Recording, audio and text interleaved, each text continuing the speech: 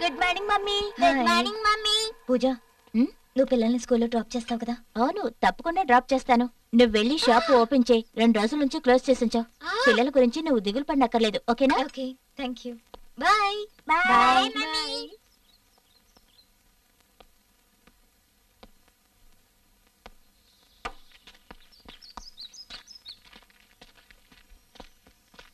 అక్కా బాయ్. అక్కా bye. Bye bye.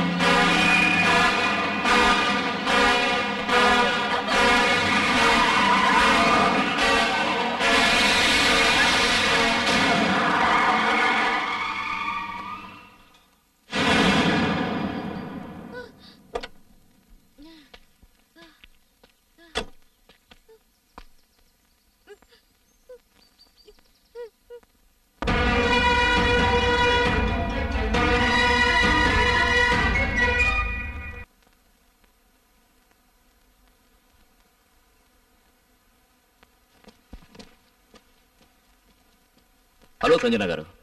Hello. I'm doctor Siddharth. Everything is good? ఏం problem లేదుగా? No, I'm okay.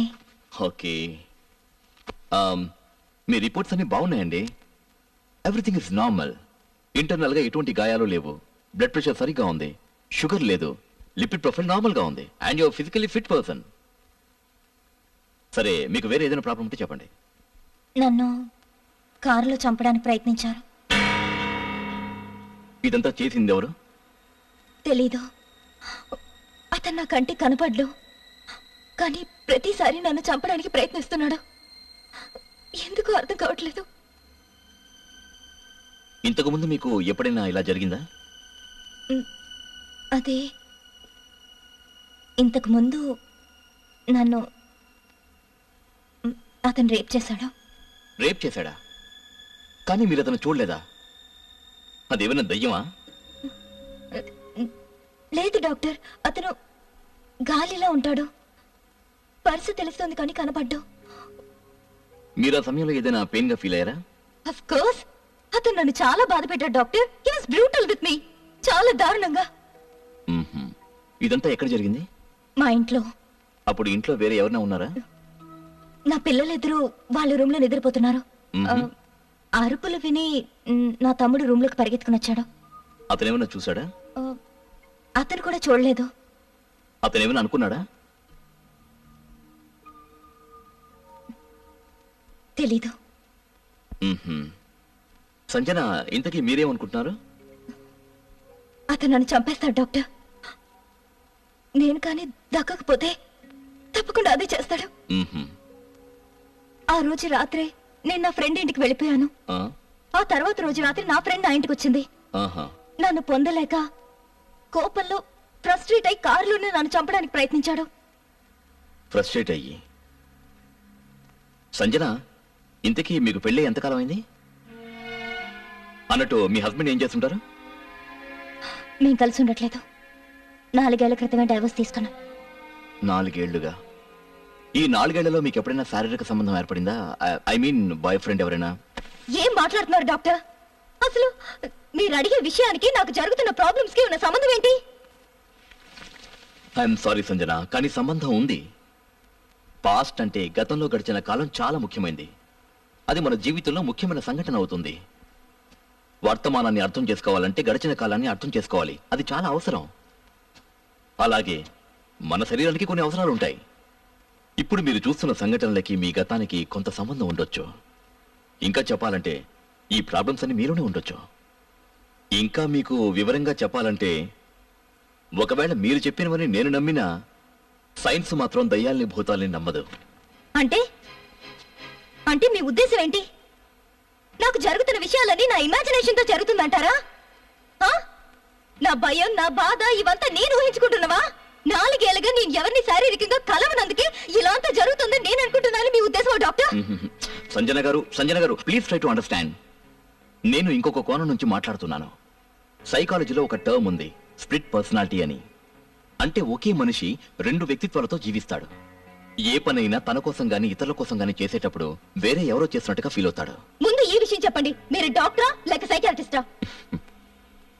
నేను డాక్టర్ని, సైకియాట్రిస్ట్ని కూడా. అయితే పూజ నన్ను ఒక మానసిక డాక్టర్ దగ్గర పంపిందా? ఎందుకంటే నేను పిచ్చిదాన్నా కాదని తెలుసుకోవడానికి. నేను పిచ్చిదాన్ని కాదు డాక్టర్. మానభంగం చేయబడ్డాను నేను. రేప్, బలాత్కారం. అర్థమైందా మీకు? సంజన గారు నా మాట వినండి ప్లీజ్.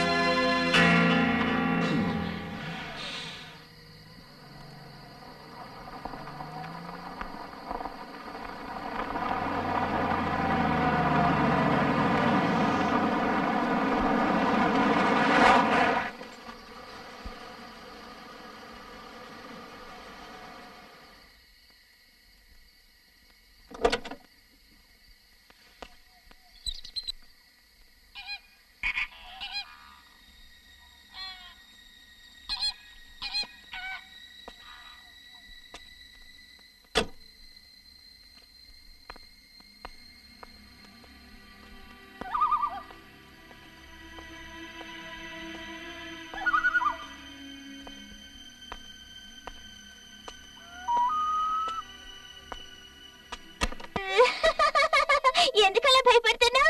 పెరిగిదానా? మమ్మీ చూడు, పెరిగింది భయపడుతుంది. ఏంటి, మీరు ఇంకా పడుకోలేదా? మమ్మీ తను నిద్రపోతేనేగా నేను నిద్రపోవడానికి. ఏమైంది కన్నా? నువ్వేమైనా అన్నావా? అయ్యో నేనేమీ అనలేదు. ఏంటిరా? మమ్మీ ఈ రోజు నువ్వు మా దగ్గరే పడుకో మమ్మీ ప్లీజ్. నేను స్నానం చేసి వచ్చిన తర్వాత కలిసి నిద్రపోదాం. అందాక ఇక్కడ పడుకో, సరేనా? నేను ఇప్పుడే వస్తాను. భయపెట్టుకు దాన్ని. Okay mummy.